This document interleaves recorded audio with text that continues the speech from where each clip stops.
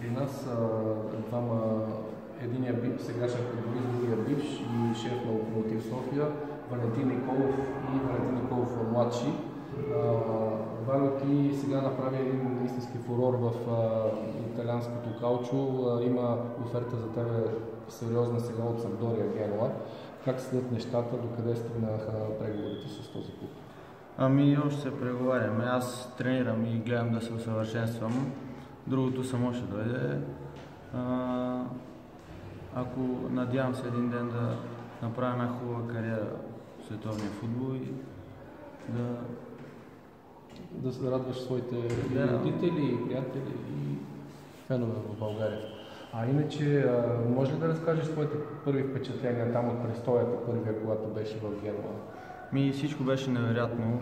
Базата, там където ме настаниха, тренировките бяха на много високо ниво, много интензивни и менталитета на футболистите беше съвсем различен.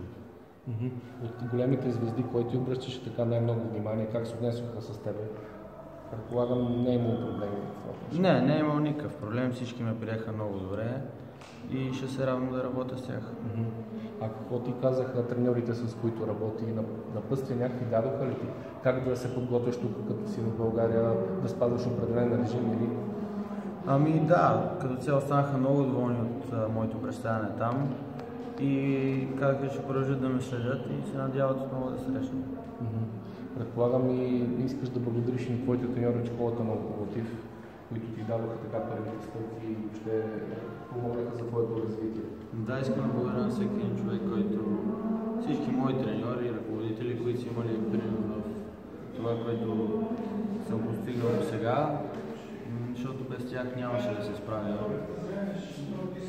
Любимите футболисти кои са? Ако можеш да кажеш и наши и български? Любим футболист Франческо Тоти, който вече не играе. Българският ми любим футболист е Христо Тичко. Тук от Локомотив имаш ли предпочитан футболист от близкото минало или от сега настоящия живот? Начко Михайлов. Не случайно символично ме застанали пред неговия бюст паметник. Искам да се обърна към бащата Валя Николов, който е един от ръководителите на сегашния Локомотив 1929. Говорим след мача с Поморие, който завърши благоприятно за вас един на един.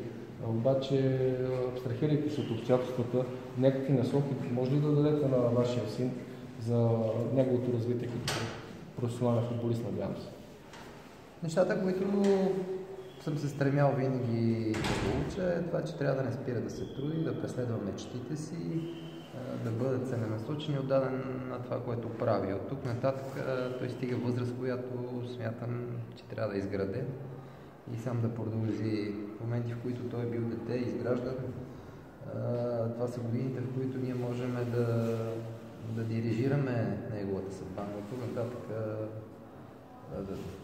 смея да кажа, че той е изграден юноша и трябва сам да продължи пътя си. Естествено, аз като някой баща винаги ще бъда до него, ще го съветвам, но всичко в неговата главичка, неговото тяло, неговите мечти и усилия.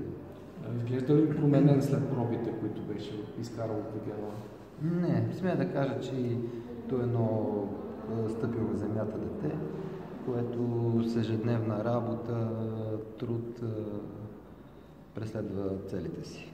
В националния отбор беше извикан за едно злополучно турне в Беларус. Там бяхте и вие. Толкова ли трагично се представихме там, имаше и негативни много отзиви в форумите и в медиите в България? Турнир по-скоро. Да, тук мога да говоря само като фен и любител. Не, да смея да кажа, че неговия набор е един от талантливите набори в националните гарнитури. Има страшно талантливи деца.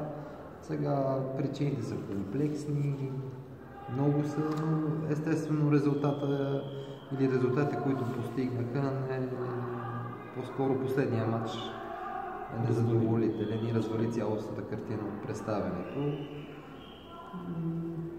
Децата дадоха всичко това, което могат. Сега в крайна сметка се получават такива резултати. Аз с приятели, анализирайки ситуацията, и то най-скоро от последния матч беше, че те имаха Те имаха от 12 ситуации, 12 удара, от които вкараха 10.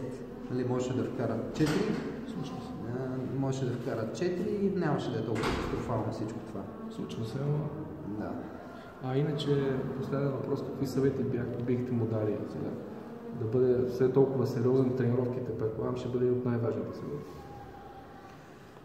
Пак казвам,